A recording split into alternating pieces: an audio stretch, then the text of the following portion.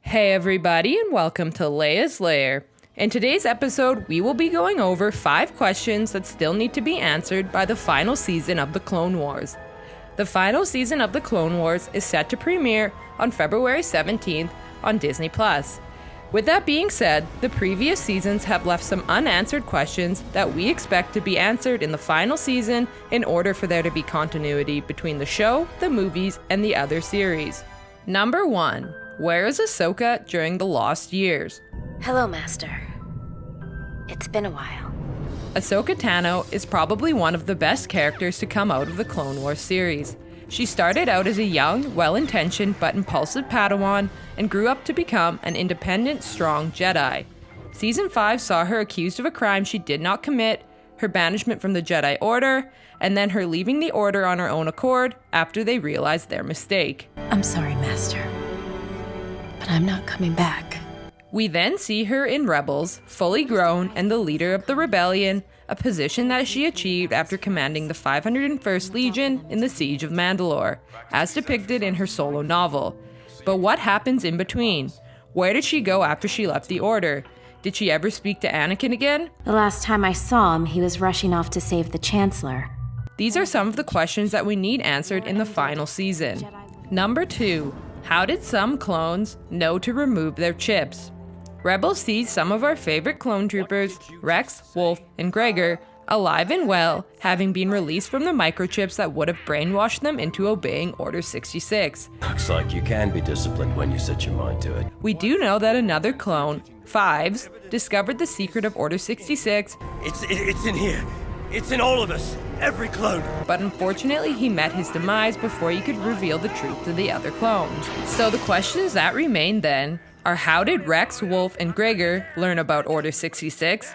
How did they free themselves from the fate of the rest of the clones? And if they knew about Order 66, why didn't they warn the Jedi before it was too late? Number 3. What happens to Rey Sophie?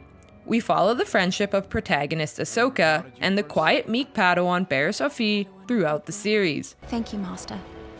But if it weren't for Ahsoka, we'd still be down there. It isn't until the finale of Season 5 that we discover that she is not so meek after all, as she was actually the perpetrator behind the temple bombings that Ahsoka was blamed for. This complete change of character made her an incredibly interesting character within the series.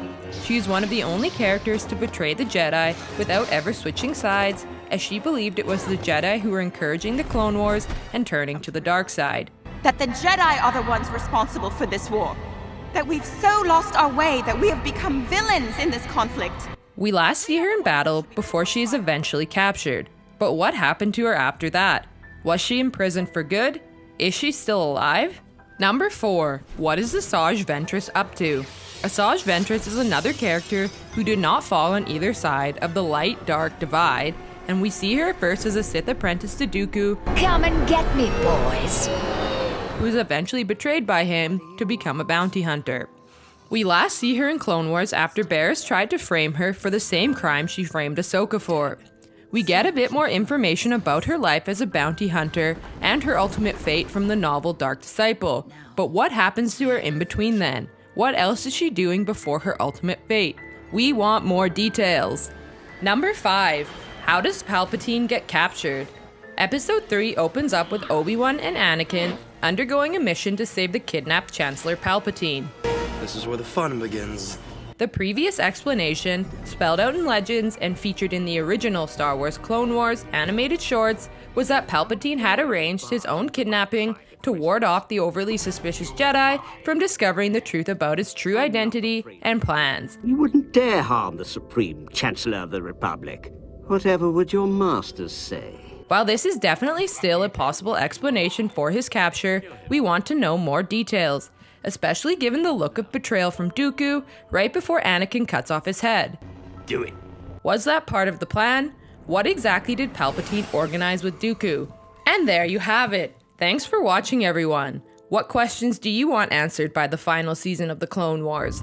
Let me know down below in the comment section. And remember to like, share, and subscribe to the channel for more great videos to come. I hope to see you all again in Leia's Lair.